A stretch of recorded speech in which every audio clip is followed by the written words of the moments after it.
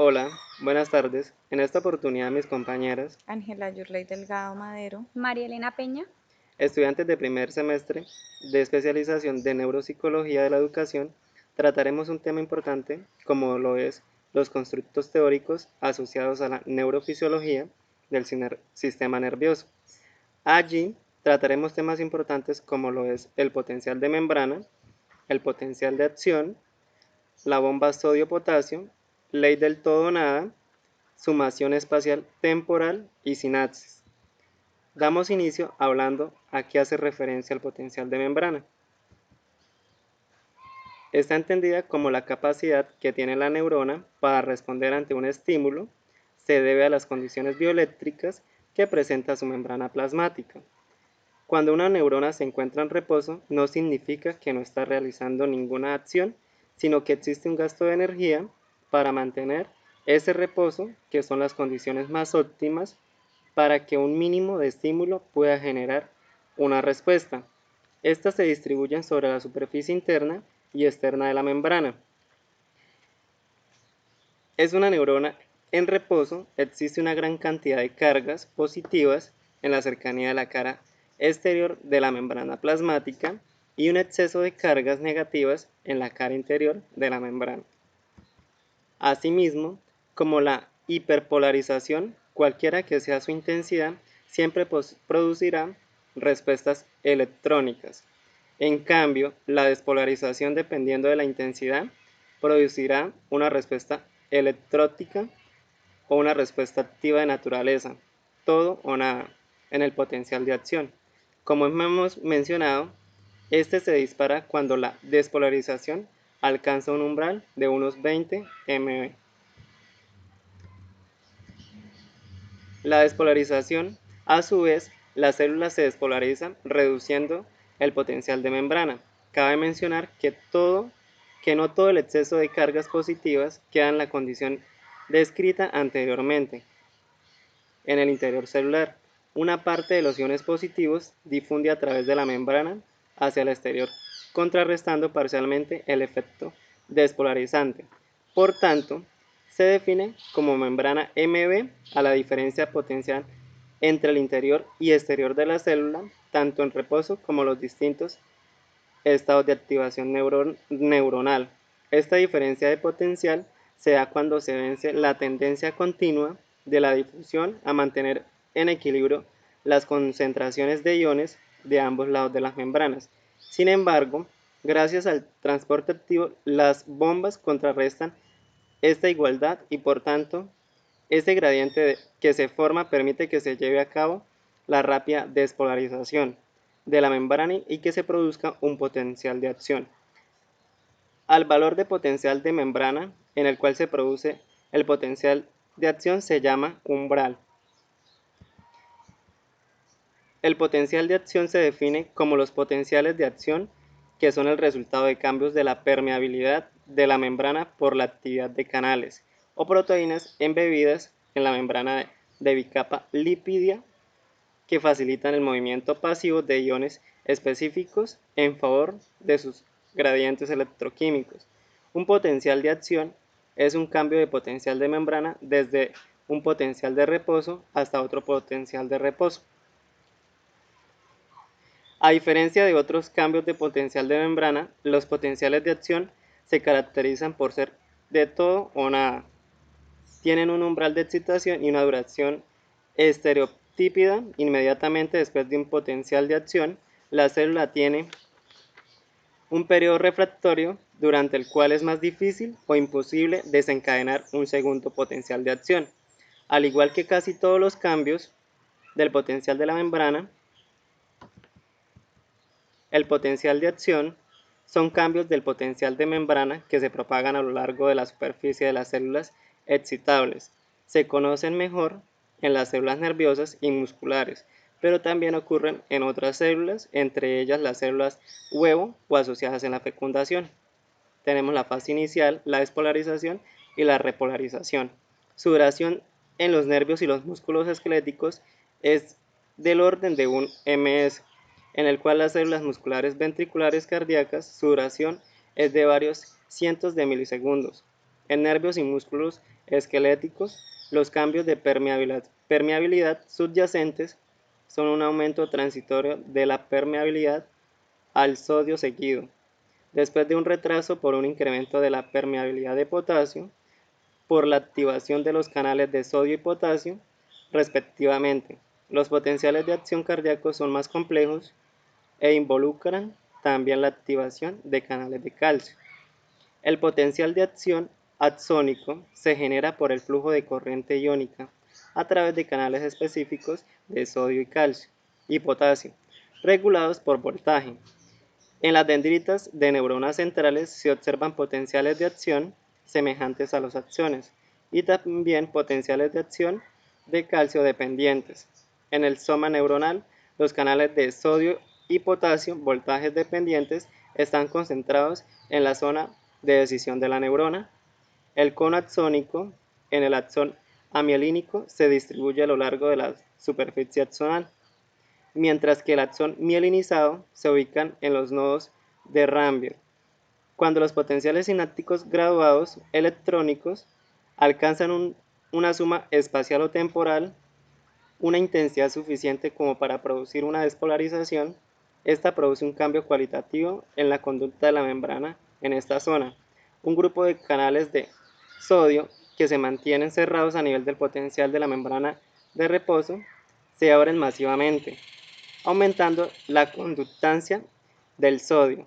La despolarización se produce aproxima el potencial de membrana a un valor, entonces ocurre que se inactivan los canales de sodio luego de estar abiertos, pasando de un estado de refractariedad. Hay un flujo de potasio tanto por los canales positivos como por los canales de potasio, voltajes dependientes, así como una entrada de cloro por la positividad del interior celular dada por la despolarización. Seguidamente vamos a hablar de bomba de sodio o potasio. La bomba de sodio y potasio es una estructura proteica que se puede encontrar en muchas membranas celulares. Como su nombre viene a indicar, su principal función es la de mover iones de sodio y potasio a través de la membrana.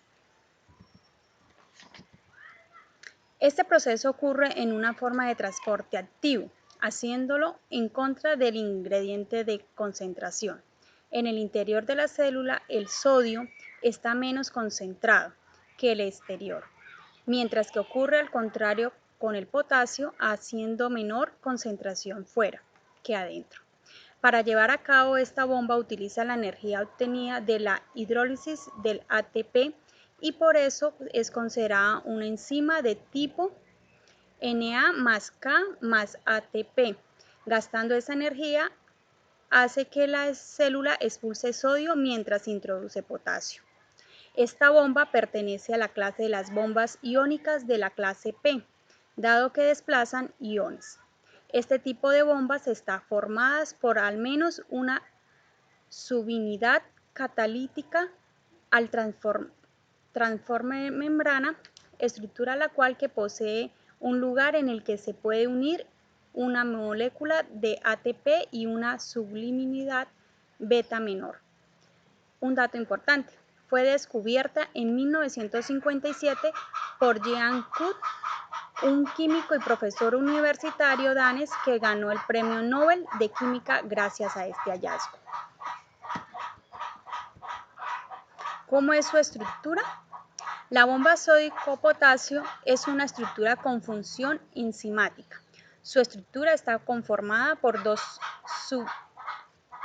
subunidades proteicas de tipo alfa A y dos de tipo beta B. Así pues, esta bomba es una tetrámetro cuyas proteínas integrales atraviesan la bicapa lípica. Esto es la membrana de las células y también algunos orgánulos. Como ya decíamos, ambos tipos de subunidades presentan variaciones y hasta el momento se ha podido encontrar 3 isoformas para la subunidad alfa, A1, A2 y A3, y 3 para la beta, B1, B2 y B3. La A1 se encuentra en las membranas de la mayoría de las células, mientras que la isoforma en A2 es característica de las células musculares, corazón, tejido adiposo y cerebro. La isoforma A3 se puede encontrar en el corazón y el encéfalo. En cuanto a las subunidades beta, su distribución es un tanto más difusa. La A1 se puede encontrar en múltiples lugares, estando ausentes en las células vesiculares del oído interno y de las células musculares glicogénicas de respuesta rápida, siendo ocupada esta ausencia por la isoforma B2. Ahora tenemos la función. Esto se relaciona con la célula, se puede comparar con un glóbulo lleno de agua dulce tirado en el mar. Su capa es casi impermeable y el medio interno tiene propiedades químicas muy diferentes al medio exterior. La célula posee concentraciones variables de diferentes sustancias en comparación con el medio que lo rodea, así habiendo diferencias significativas con el sodio y con el potasio. De eso tenemos el transporte de iones. Introduce iones K1 y expulsa los iones DNA. La tendencia natural, es decir, sin la implicación de la bomba, es de la que el sodio entra y potasio salga, dado que están menos y más concentrados en el interior de la célula respectivamente. También tenemos el control del volumen celular, que es al salir y entrar iones también se controla el volumen celular, controlando la cantidad de líquido que hay dentro de la célula misma. Generación del potencial de membrana, y es la bomba de sodio. Potasio participa en la generación del potencial de membrana. Esto es debido a que al expulsar 3 iones de sodio por cada 2 de potasio introduce la membrana celular permanentemente negativa, cargada de su cara interna. Mecanismos de acción. Como ya decíamos, la bomba de sodio-potasio tiene función enzimática y por este motivo también es llamada ATP. El mecanismo de acción de esta estructura transmembrana consiste en el ciclo catalítico, en el cual se transfiere un grupo fosfórico. Ley del todo o nada. La ley establece que cierta estructura como una neurona o fibra muscular responde completamente o no lo hace al estímulo. Por tanto, no hay impulso nervioso parcial en una neurona o contracción parcial de una fibra muscular. Una vez que una región de membrana de acción sea despolarizada hasta un valor umbral, el efecto de retroalimentación positiva de la despolarización sobre la permeabilidad del sodio positivo sobre la despolarización hace que el potencial de membrana aumente. Normalmente no se hace nada. Esto porque los canales del sodio positivo se cierran con rapidez y los canales del potasio positivo se abren. El tiempo que los canales sodio y potasio positivos respectivamente permanecen abiertos independiente de la fuerza del estímulo de la despolarización.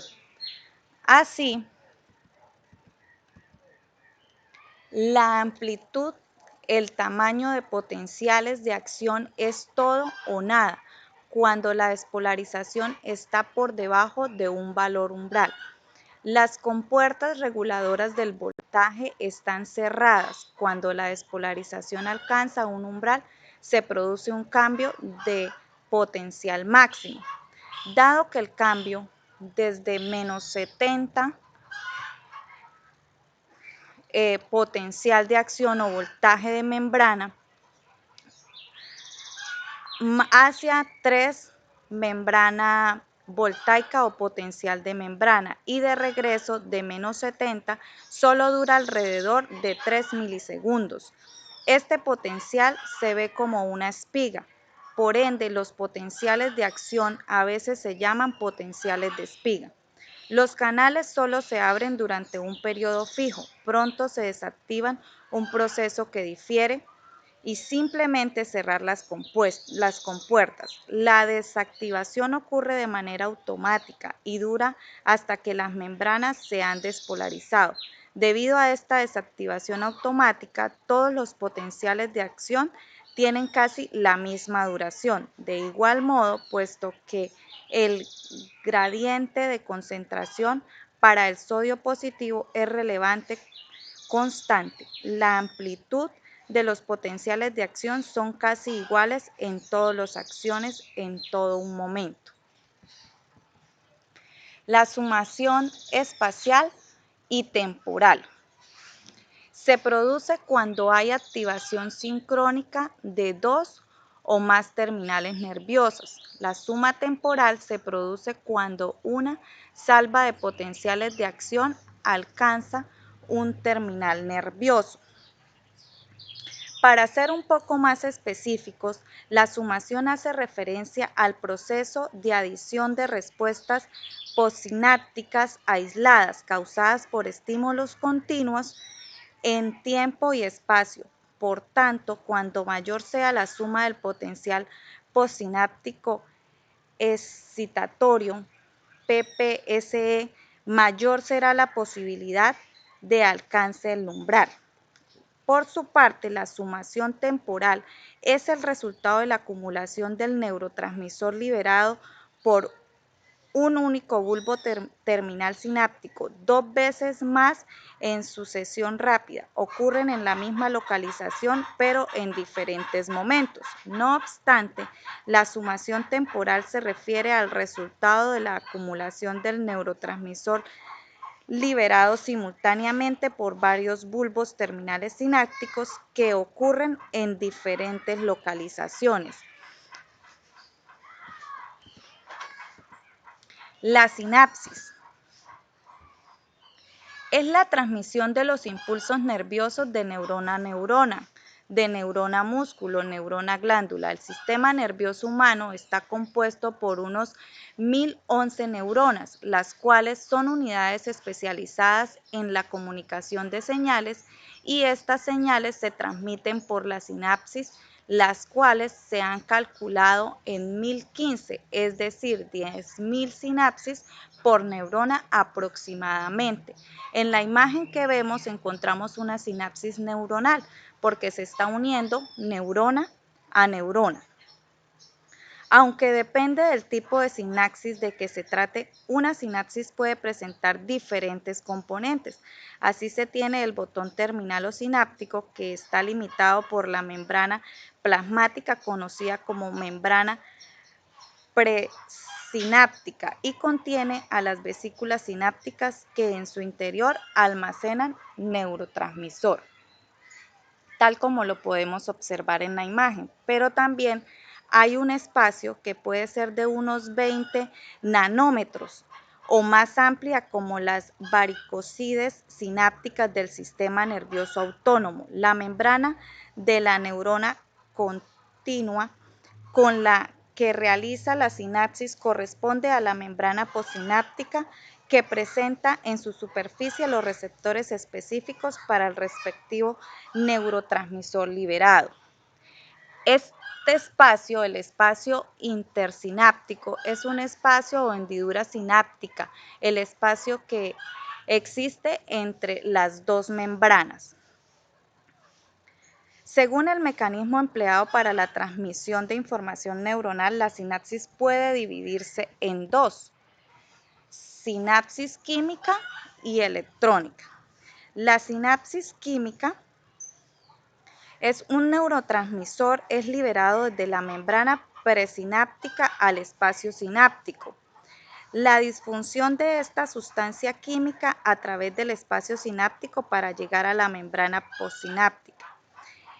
El acople entre el neurotransmisor y los receptores específicos de la membrana postsináptica unidireccional, es decir, va de la membrana presináptica a la membrana postsináptica y al tiempo que tarda en pasar de una neurona a otra se le conoce como retardo sináptico. Por su parte, La sinapsis eléctrica no existe diferenciación clara entre estructuras como vesículas sinápticas. La hendidura sináptica es muy estrecha y el espacio que hay entre ellas es prácticamente virtual. Las uniones entre estas sinapsis son dadas por las llamadas uniones estrechas, que ofrecen baja resistencia a la conductancia, lo que permite que la despolarización o hiperpolarización de una neurona provoque la despolarización o hiperpolarización de otra. En la sinapsis eléctrica no existe retardo sináptico y la condición del impulso es bidireccional, aunque la bidireccionalidad está limitada por la diferencia relativa en resistencia de ambas membranas, ya que en general la transmisión tiene un sentido preferencial. Las sinapsis eléctricas son menos frecuentes, aunque se encuentran diseminadas por todo el sistema nervioso central, por ejemplo, en la retina y el bulbo olfatorio. Con esto damos finalidad a la presentación. Gracias.